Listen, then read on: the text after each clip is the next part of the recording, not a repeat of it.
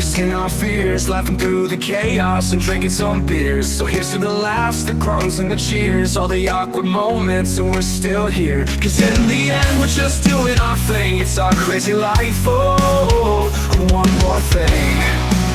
One more thing. Oh!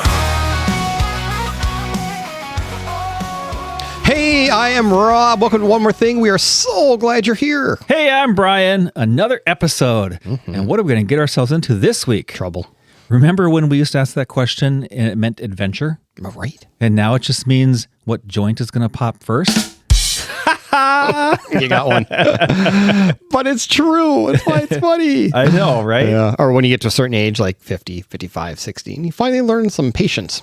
Mostly because we can't remember what we were mad about in the first place. Right. Isn't aging fun? No, it's not. It sucks. It does. But you know, ever since we've been doing this podcast, I've learned more about different subjects than I ever planned to. It's really crazy. Yeah, you know, and it's funny because we started this just to honestly get together and hang out and just kind of shoot the shit, and because we think we're funny, right? Well, I know I'm funny to me. Yeah, right. But yeah, I mean, it's crazy some of the topics that, and okay, let's be 100% honest, that you've come up with. Thank you, Rob. Absolutely. I've honestly been fascinated by some of the stuff that you have uncovered in the research. But that's all part of it. You know, you try to come up with something new, and like I want to learn something every time we do a podcast. Yeah. And so all these subjects are things like I've thought I've wanted to learn a little bit about, and kind of develops into some kind of conversation between us. Right, exactly. Which is kind of cool. Yeah. Every day I become a little bit more like Cliff Clavin. And for those of you who don't know who Cliff Clavin is, that's great a show. problem. Right. Great show. Cheers. Yes, right. Everybody should know who Cliff Clavin is. That's right. So on that topic of learning new things. Yes, sir. Have you ever heard the thing called menopause? You know, the male version of female menopause? Okay, well, yes, obviously I've heard of it, but it's a complete conspiracy theory and it's not true. So yeah, you're right. I always thought it was a joke, but is it real? Yeah, no, it can't be. It's women getting back at us for years and years and years of PMS jokes. Right?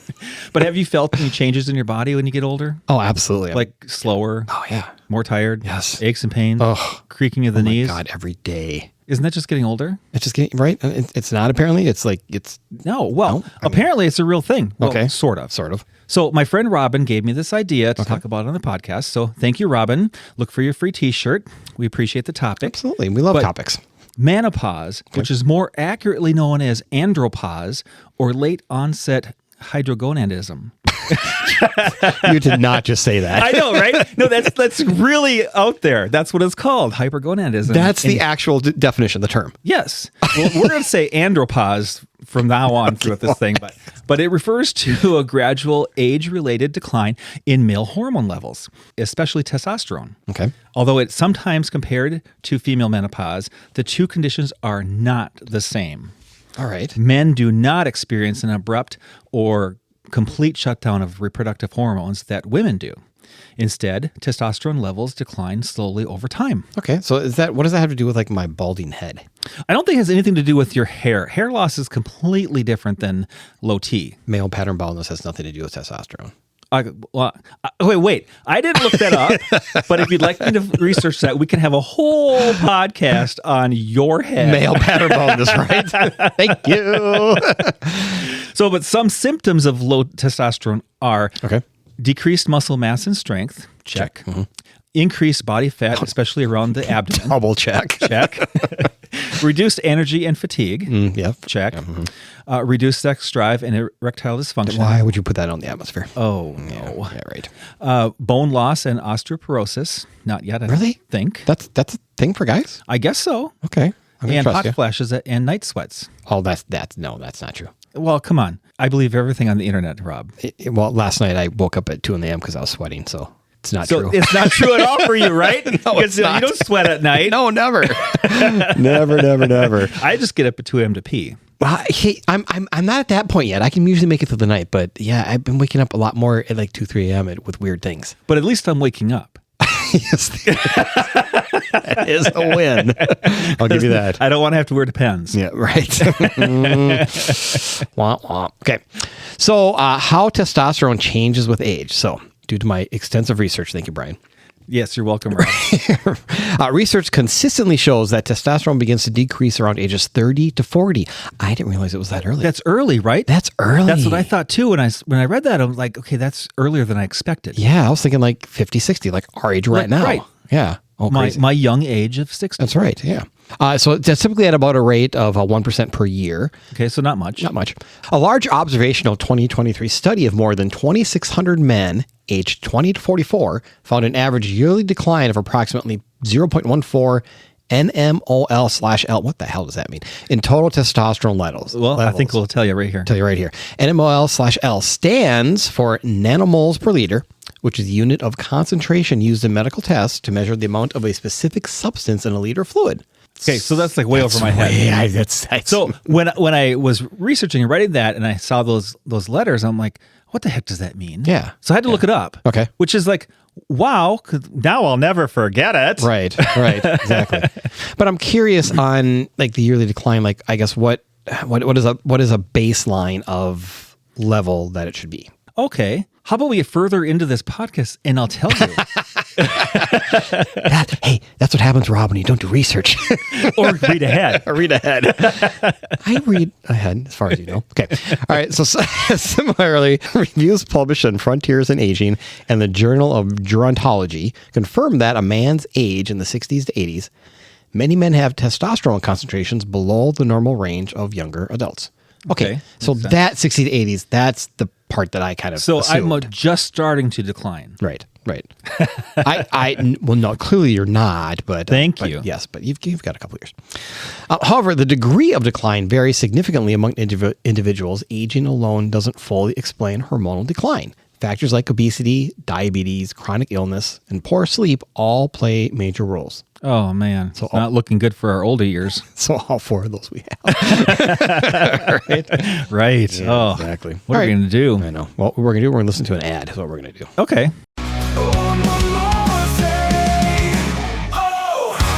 Hey, Brian. Hey, Rob. We all know that Spring Green fertilizes our lawn and sprays for weeds. And it looks fantastic. Did you also know they offer a bunch of other services? Like making mosquitoes go away? We love our mosquito-free yard, especially in Minnesota. You know mosquitoes are the official state bird, right? I'm fairly certain it's the loon, but yes, no mosquitoes rock. And liquid aerations rock. And mechanical aerations and overseeding and lawn insect control. Oh my! And don't forget about the total home pest and rodent control. That's right. My house is mouse-free. See what Spring Green can do for you at spring-green.com for a personalized quote specific to your property. That's spring-green.com. And tell them, oh, and one more thing sent you. Okay, Brian, so what are the key differences between male andropause and female menopause? Well, Rob, I'm so glad you asked. It's not like I didn't have this prepared already or anything. Right. So, hormonal change. In women, menopause results from a rapid, well-defined drop in estrogen or progesterone, making the end of menstruation and fertility.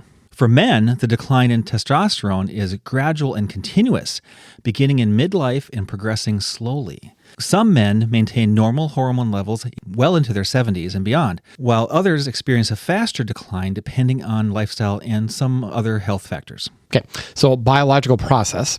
Menopause represents a clear biological milestone. Once it occurs, a woman can no longer conceive naturally. That makes sense, right? Yep. Andropause, by contrast, is a gradual physiological transition rather than a distinct event. Men typically remain fertile even with lower testosterone levels, though sexual function and sperm quality may decline. Oh, that doesn't sound good. I guess I'm not going to have any more kids, though. Yeah, right. The symptoms of andropause arise from the cumulative effect of reduced testosterone. It can affect physical, emotional, and cognitive well-being, including persistent fatigue and low energy. Oh my gosh, right? Ugh, that sounds normal. Reduced libido and various forms of sexual dysfunction, including erectile difficulties. Oh, crap. Nobody likes that. That's bad. That's bad. All right, so the next one is loss of muscle mass and strength with increased body fat. Okay, that brings up a question that I actually saw this on the news a couple nights ago about protein. Yeah. You know how there's such a huge push. Everything has protein in it Everything now. has protein, Everything protein, yeah. protein drinks, protein powder, protein cereal, protein, everything's protein, right? So does that play into the loss of muscle mass and strength? Will doing more protein offset that, I wonder? I wonder. I'm sure because extra protein in your body does help build the muscles. So Right. maybe you're going to counteract a little bit of the low T Yeah. with more protein, but I don't know. Yeah, because the story they actually did was talking more about losing weight and you have to supplement protein, but you don't want to lose the muscle mass. So you can't just drink protein shakes and then hope you're going to be Right. fine. You still have to exercise and do all the right things, but it helps with hair growth and skin condition and all that good stuff too. So, Cool. oh, sorry, total tangent, but anyway. All right. Well, we like tangents. Right. All right. Next one, mood swings. Oh, that's true. Irritability and symptoms of depression or anxiety. Oh, Okay. So that's sad. sadly, I felt those already. Okay. So the next one is cognitive issues such as difficulty concentrating or memory loss. Okay. What? What did you say? So I have no idea what we're talking about. What are we talking about? I know. Frequently, that happens to me a lot. I don't know what I'm talking about halfway through what I'm talking about. okay, so that's not just when your wife asks you a question. That's a general to everybody. No, I don't. No, it's not. It's the way I treat you too. I was going to say. Seems par for the course, no matter who I'm talking to. But all right, and the last one, sleep disturbances, including insomnia or non-restorative sleep. Oh gosh, this is really explaining why I'm feeling sort of off all the time. I have a lot of these symptoms. Yeah, okay, so you're making me a little bit nervous to get older. Okay, you're not. Yeah, okay, I'm not that much older than you. You're not, but Okay, but it's interesting to see all this stuff written down here, one after the other, and you start thinking and checking the box, like, oh, I do that. Oh, I do that. Oh, crap, I do that. right. And it's not blown out of proportion. There's a little bit at a time. It's just probably why you don't realize it's happening. Well, because it's a little bit at a time. And each one on their own is probably like, just whatever, it is what it is. But then you're right, as you compile them and start looking at them, you're like, Yeah. oh crap. Like, So, writing this and just what we were talking about earlier is the fact that we're learning all these things. It's like I see all this information now back to back to back to back, and I'm like, oh my gosh. Yeah. That is way more progressed than I thought it was, thinking, oh, I was just tired. Right. Or I didn't sleep well. But you realize some of these things are happening with each other. I don't know. It's crazy. And more often than you're used to. Right. They're increasing over time. Oh my gosh. Here we are. Okay. So here's some research that I found. Okay. In a cross-sectional study of men from 40 to 60 in 2009, approximately 67.5% reported symptoms consistent with andropause. So that makes sense, right? That's why I'm feeling that way. Right. Though only about 1/3 had clinically low T levels. Likewise, other studies of men from 40 to 85 in 2018 found the symptom severity correlated strongly with low quality of life. So even when hormone levels remain within normal limits, these findings suggest that subjective symptoms may appear before biochemical changes are measurable. Whew, that's a lot. That's a lot. So, But what does that really mean? So that means there are decline in some men and there's not decline in other men. And it's based on subjectivity. So whatever you might have else happening in your life. Maybe? maybe. So what's funny though, as we're going through this and the more we're getting into it, I was kind of half joking, half serious at the beginning when I said, yeah, menopause isn't real. Whatever, dude. Yeah, right? You're just you're finding crap on the internet and making it up. But as we're reading through this, I'm like, oh shit. Yeah.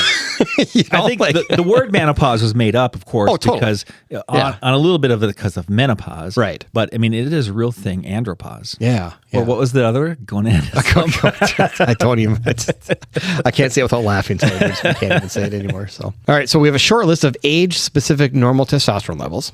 So if you're 19 to 39, so if you're under 40, 264 to 960 nanograms per deciliter. That's NG/DL. Okay. 40 to 59. 215 to 878. So probably about, 10% lower. That's a really big span. It's a big span, but yeah, it's about 10% lower. And then 60 to 79, 196 to 859. So another 10% lower. Okay. So I looked all over in my health records to find what my testosterone level was. Couldn't find it. Okay. So I wanted to compare to this, but I couldn't figure it out. So I'm going to have to wait till I go to the doctor and get it checked. So it's probably not a typical thing they test for. I think you have to ask, yeah. You have to ask for that. So that's interesting, though, is once you hit age 50 or age 60, why would that not, if it's such a big deal as it seems to be as we're reading through it, why would that not be a standardized I don't know. physical test? Maybe it is. blood Since work. I just turned 60. Maybe it is a standard coming up. Yeah, but I think that's a great question to ask. Right. I'll write that down for my doctor, Yeah. Rob. Just be sure how you ask that so they code it correctly so it falls into your physical and not into something else that's going to cost you $1,000. What happened, Rob? Well, I went to go get a physical not that long ago, and I asked him a question on just another topic. It was literally 30 seconds worth, and how he coded it cost me $300 Okay. because that wasn't included as part of the physical. And it shouldn't have been coded that way, you're saying. Well, no, I see. I didn't fight it because I didn't disagree because we had the conversation. It answered my question. Yeah. It gave clarity to what I was looking for. But in my mind at the time, I'm like, well, I'm at a physical. I'm just going to ask the question while I'm here. Right. It makes sense, right? Because they used to be able to answer everything. They answer everything, right? And now they have to code everything they talk about very specifically. And it tells you where it does and does not fall within your insurance guidelines. And you get separate billing. Oh, yeah. For those. It's crazy. So now I self-diagnose on the internet. Which is always a great idea. It's a great idea because then I save myself money. My God. You also like Google yourself too, don't you? And see where you've been. You're one of those guys, aren't you? I have Googled myself, Sure yes. you have. You should try it. It's very interesting. Yeah. Yeah. Well, see, I have a lawn care company with my name all over it. So if I Google myself, I just come up as Spring Green. Yeah. Yeah, that's I about come up as an artist. Yeah. So that's legit. Yeah, it is legit. Yeah, just don't come off on some nefarious website that you shouldn't be on. Too legit to quit, Right, Rob. exactly. Go Hammer. All right. So it's kind of depressing. It's important to note that these are just general guidelines and individual testosterone levels may vary. So again, don't diagnose yourself. No, don't go to the internet and figure it out. Right. If you have concerns about your testosterone levels, it is recommended to consult with a healthcare professional for evaluation and advice. Definitely don't listen to a couple guys on a podcast. Except for go to the doctor. Right. Do listen to us there. Oh, yes, definitely, yes. Go to the Yes. doctor and get yourself tested. Yes. If you want actual results, definitely talk to your doctor. So, Yeah. Yeah. So, So you can find out where your levels are. exactly. But this is still a little depressing. Why do we keep talking about things like this, Brian? Because why? Knowledge is power. Yes, it is. Yes, it is. I agree. We I keep agree. learning. Yep. Keeps our minds sharp. That's right. That's right. And I need more of that than you do. Mm-hmm. But because the signs of andropause overlap with other health issues, proper diagnosis is crucial. Yes, it is. So consult your healthcare provider, like we said. Symptoms like fatigue and low libido can also stem from stress, poor sleep, thyroid disease, or diabetes. So let me ask you a question. Okay. So if you watch any sort of sporting event, I know you're not a big sports guy. I do. So you may not recognize this love question. sports, Yeah. Rob. No, you don't. There's always, not as many now, but like 5-10 years ago, like you can get away from an erectile dysfunction commercial, right? Well, yes, you're right. Especially on sports, because Yeah. that's mainly when guys watch, and it's a couple sitting in the bathtub holding hands, looking at the sunset. I've seen that one. Yeah, right? Okay, right. But I wonder, now that we're talking through all this, and the symptoms like low libido keeps coming up a lot, I wonder if that's how people have been self-diagnosing and just, going after the little blue pill and not actually talking to their healthcare professional about what's really going on. It certainly could be, Like, is that a stopgap? but it is also a symptom of age. Oh, absolutely it is. And, yeah. we are mostly me getting Yeah. into that Right. age group. Right. Yeah. So I asked my doctor. That's I'm not good. going to tell you the result. Well, no, I don't want to know that. HIPAA and all that crap, but yes. But yeah, that I don't know why that made me think of that, but I'm like, that has to be why those are doing so well. Probably. All right.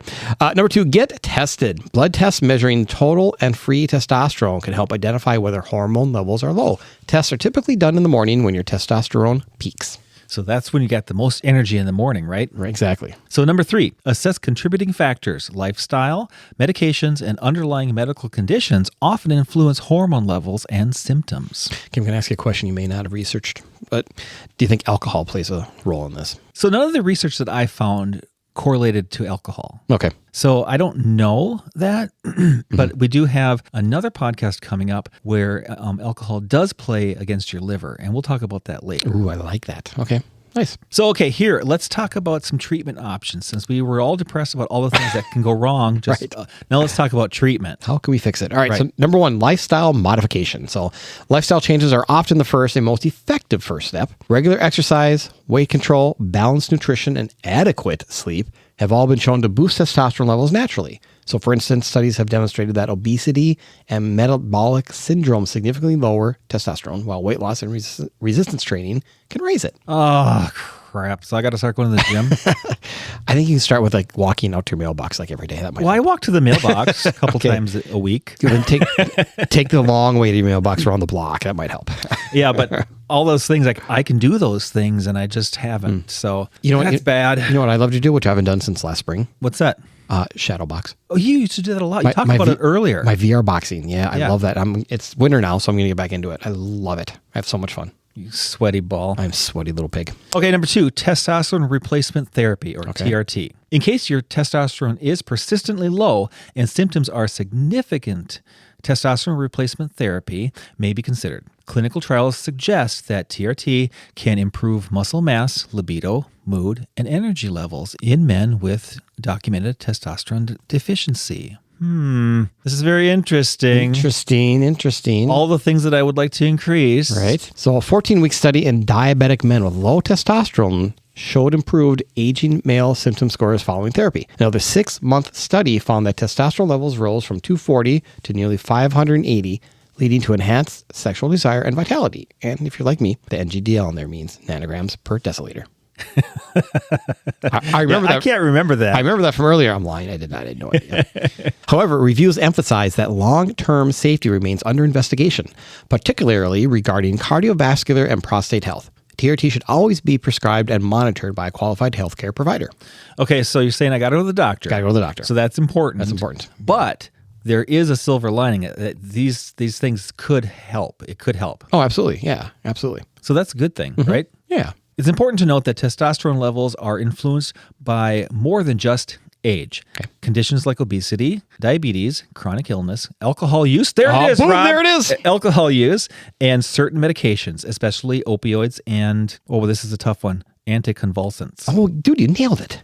Thanks. I worked hard at that. Right? And can accelerate hormonal decline. Okay. A 2024 review in Frontiers in Aging highlighted that lifestyle and metabolic factors often contribute more to reduced testosterone than chronological age itself. Okay. So interesting, right? Yeah. So additionally, a meta-analysis published in 2021 found no consistent link between natural testosterone levels and overall mortality or cardiovascular deaths, suggesting that lower testosterone levels may sometimes reflect underlying illness rather than cause it. Okay, well I don't know, maybe that's good. Yeah, that's good. Here, sounds okay. Here's my question, though. Okay, what is it as question? simple as going to the doctor and getting prescribed a pill? Well, I don't know. Like, I don't know what Yeah. hormone replacement therapy is. Right. If it's shots or what is it? I don't know. Right. But that's for you and your doctor to decide. I wonder if because not to go into too much detail about just the women in general in my life that I know that are our age, that I'm not talking about my wife, by the way. Let's be very clear. I was wondering where you're going to go with No, that. but if you walked on the pharmacy aisle or just the vitamin aisle at your local Target, grocery store, or Costco, whatever, there's a ton of things to help with hair loss and skin and blah blah blah for women. All these things, estrogen pills and blah blah blah. Are there testosterone type pills like that you could start with to try? Honestly, I've never looked, so I have no idea. I think there are because you can get them on hims.com. Oh, okay. So you can get some testosterone. I don't know if it's shots or pills on that website, but they advertise it a lot on streaming services. But technically, you're also talking with a healthcare professional if you're on a website such as that. Yeah, you're talking to their healthcare Exactly. person. Yeah. So I'm more curious if it's possible for me just to go pick up a jug of testosterone pills or something like that. I don't think you can. Like, Target. Yeah. You can't get it Yeah. at Target. Yeah. Okay. Not that I'm aware of. Right. Yeah. I don't know. I'm going me there. neither. Yeah, me neither. I have no idea. I'm going there after this, so I'll let you know. Okay, let me know. Text me when you get there. Okay. Okay. While andropause shares some surface similarities with menopause, it represents a gradual and individual hormonal transition, not a sudden event. Multiple large studies confirm that testosterone levels in men begin to decline in midlife, like we talked about, influenced by genetics, lifestyle, and health conditions. So I didn't realize genetics also plays into that decline. That's interesting. So it depends on kind of your family too. Right. If where that might have, if you saw a decline in your father and your grandfather, you might be prone to be having low T. Right. Yeah. Well, like my dad has colon cancer, and that means I get to go get the colonoscopy every 5 years now instead of every 10. Right. And you better do that. Thanks, Dad. Well, my dad had prostate cancer, so I get that checked out. Yep. Mm-hmm. Yep. Good times. Good times. Men experiencing symptoms such as low energy, mood changes, or sexual difficulty should seek medical evaluation to identify the cause and explore appropriate treatment, ranging from lifestyle optimization to hormone therapy. Ultimately, though, maintaining a healthy lifestyle, managing chronic conditions, and seeking professional care remain the most effective ways to manage andropause and promote well-being through aging. Yes. I know we've said this a couple of times now, but we just want to kind of hit home that if you feel these things, you really got to get checked out. Yep, absolutely. Talk to your doctor. Right. Okay, so I got to admit, that was cool. Yeah. More stuff than I've ever known Oh, about yeah. the subject. I knew like nothing about any of this, which you would think that I should, or at least take the time to look into it. But That's what's so great about this podcast with you and me. yeah, It's that we're discovering new things. And it's not only talking to my buddy. Yeah. It's talking about things, and it is truly the Cliff Clavin of what we're doing is we're learning something new that, hey, come to the next trivia podcast. We're going to be rock stars. Right. We're going to go to bar trivia and we're going to kill we're it. going to kill it. Yes. No, but I love the fact that, I mean, a couple episodes at the end of last year, we did one on game shows, which was fun. Right. And we had our first guest of the year. We had Kevin talking about his background as growing up as a choreographer. And now we're talking about something like this. I just love that we have such different variety that we find in this. It's kind of fun. the Seinfeld of podcasts, right? It's always something different. There's no... The only real theme we've got is the fact that, our title, Oh, and One More Thing, allows us to continually talk about one more thing. Yeah. Which I think is the coolest idea. I do. I love it. So we can really break into lots of different topics and genres and things that we haven't even tapped into yet. Right. And I'm excited about that. I'm super excited. And it hopefully keeps us fresh. Yeah. And you know what would help a ton? What? If everyone would please follow us on the socials at Oh and One More Thing Pod on Facebook and Instagram for highlights and news of upcoming shows, and tell all your friends. Yeah. And if you have a show idea for us or just want to give us some feedback, send us an email at ohandonemorethingpod@gmail.com. We would love to hear from you. Who doesn't like getting emails? Send us an email. Plus, we do still have some merch. We have some t-shirts and caps. So if you're interested, shoot us an email. Oh, and one more thing, Rob. What's that? Low testosterone is not like a bad Wi-Fi signal. Sometimes you've got the full bar and feel unstoppable, and other times you're buffering just trying to get off the couch. But hey, at least with the low T, you can still blame everything on your hormones. Mood swings, naps, forgetting why you walked into a room. It's all part of the adventure. So here's to embracing the ups, surviving the downs, and remembering, even if your testosterone's low, your sense of humor should always stay high. Yes, I absolutely agree. Thanks, everyone. See you next time. All right, see everybody. So pro tip, everyone, don't ever diagnose PMS.